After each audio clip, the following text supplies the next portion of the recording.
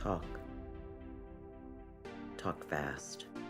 Terminator Dark Fate has some of the strongest performances by actors I've seen in a Terminator film. Now that I've said it, I do realize how that's not a very high bar. Hi guys, welcome to Preachy Picks. This is a new channel and this is our very first video, so be sure to tell us what you think and subscribe if you like something. Mackenzie Davis plays the fierce new half-human, half-machine.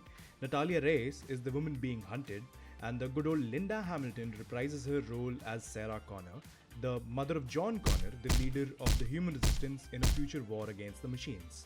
I guess you know the story by now. These three women carry the film in such a spectacular way, you almost don't miss the great old Arnold Schwarzenegger. I can see you're very upset. Yeah, I don't think I can ever say that name. Directed by Tim Miller, the man behind 2016's Deadpool, this is now the sixth film in the Terminator franchise. All things I can live without. I think this is the only franchise that keeps on making reboots/sequels, or for the lack of a better word, rebequels, that come out every couple of years and try to fix everything. Come with me if you want to live. Come with me if you want to live. Come with me if you want to live. Come with me if you want to live. Oh wait, these guys aren't the only ones. I'm looking at you. Transformers? X-Men? Maybe even the DC Entertainment Universe? They kind of fix it with Joker, but I still have my doubts about that one. Dark Fate is centered around strong female protagonists. While that's great, it does come off a little like pandering sometimes. I mean, I love movies and games led by a female protagonist.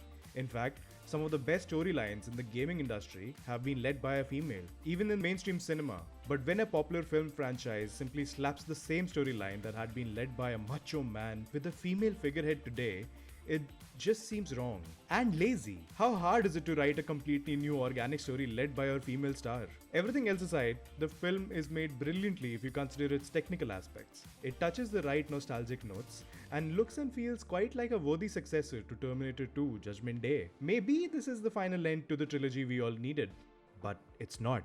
Underneath all that great acting, the amazingly choreographed fight sequences, the gorgeous set pieces and location choices, the perfect color tones that tug at those nostalgic T2 memories you have while being a completely new thing on their own, underneath all this goodness is one bad, terrible story. They had David Goyer, the legend behind the Dark Knight series, Josh Friedman, who adapted War of the Worlds for the big screen in 2005 and created, this guy made the Terminator TV show. And they had James Cameron, the big guy on the writing table. He was also producing this. What went wrong? Okay, so we're probably moving into a spoiler territory now. So you might want to move on if you haven't seen the film and plan to. Ready? Here we go. My first problem with the story creeped up on me when I heard that after the murder of John Connor, yeah, that happens, in 1998, a new cyber warfare AI rises up calling itself the Legion. And they're sending Terminators back in time to kill Danny. Okay, I know this movie was their way of passing the baton to these new characters in a new universe, but if you're just gonna repeat the old plot in a new universe, what's the point of even creating this new universe? I still munched on the popcorn and gave it all a benefit of doubt until the old T-800 showed up. So the T-800 hasn't just grown old, but it's grown a conscience too. Completely understandable. Artificial intelligence has advanced far too much already, so sure, I believed it. If the great Vision can fall in love with Scarlet Witch, my Terminator can feel guilt too. I get it, no sarcasm here. But, then you find out he's been living with a wife and a child for 20 years and who have no clue he is a machine. Just as the obvious questions popped into my head, Sarah Connor asks him how his wife never found out, and the man goes, "We don't have a physical relationship." That probably sounded like Black Panther trying to do a Terminator, but that's what you get from me. Okay, so you're asking me to believe that this cybernetic organism spent 20 years with a woman he called his wife who never had a single moment of, weakness? Not even a kiss? How about his meals? Was it always like, "Hey honey, I've cooked you some pasta, come eat"? I'll be back. "It's our anniversary, where are you taking me for dinner?" I'll be back. Look man, I love the old Terminator movies. The first two, the third one, even Salvation wasn't too bad.